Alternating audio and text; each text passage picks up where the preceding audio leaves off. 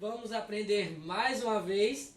Então, hoje iremos falar um pouco sobre o extrativismo.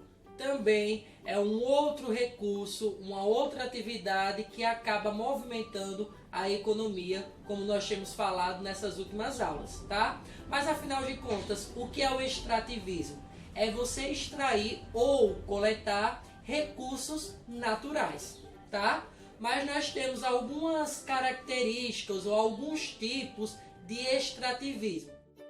O primeiro tipo é a extração mineral, que é a retirada de recursos ou de elementos do solo, subsolo ou até mesmo das águas. Mas para que eles servem? Nós temos aqui o caráter de construção de elementos culturais, como é assim? Eletrodomésticos ou até mesmo esse smartphone que certamente você está utilizando para me assistir. Temos também para o próprio consumo, como é o caso do sal. Temos para combustíveis, produção de combustíveis, construção de edificações, máquinas industriais, produção de automóveis, veículos, entre outros.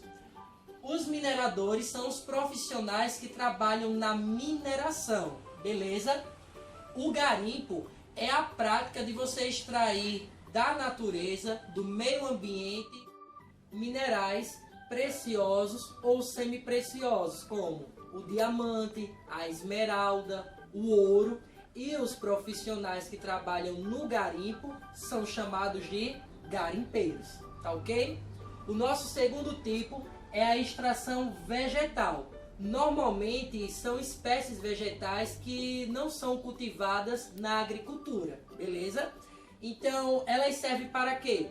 Para remédios, móveis, alimentos ou até mesmo materiais de limpeza, como o próprio eucalipto. Então não é necessário você estar, como é que eu posso falar, cultivando. Tem uma grande abundância na própria natureza e ela tem um determinado tempo para poder se renovar, certo? Nós também temos a extração animal. Extração mineral são os minérios. Extração vegetal, os vegetais, as plantas. Extração animal são dos animais, tá?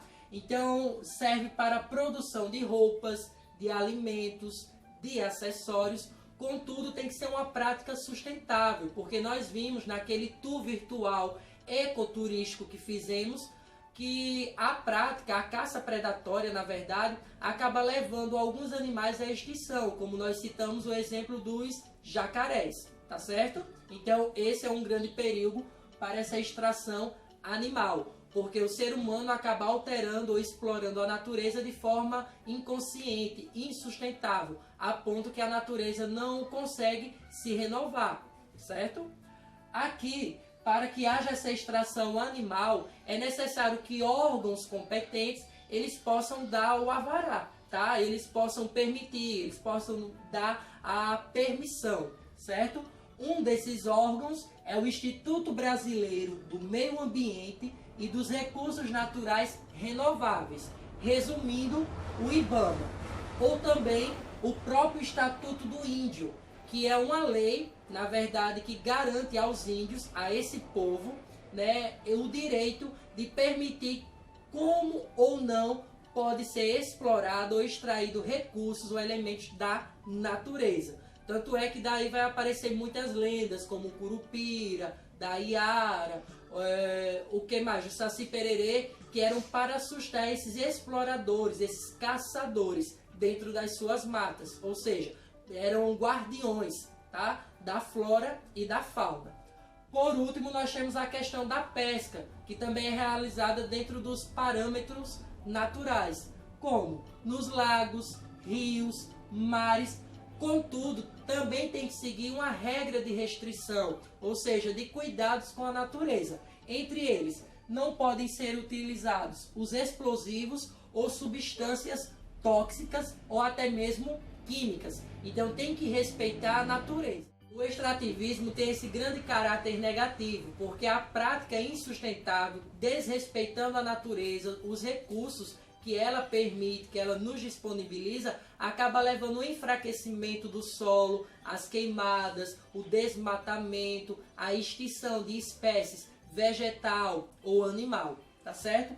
Então, infelizmente, apesar de ser riquíssima, né, essa quantidade de extração que é retirada do nosso meio ambiente, infelizmente tem os seus danos colaterais que infelizmente podem ser irreversíveis, tá certo? Então, te aguardo na próxima aula. Tchau, tchau. Fui!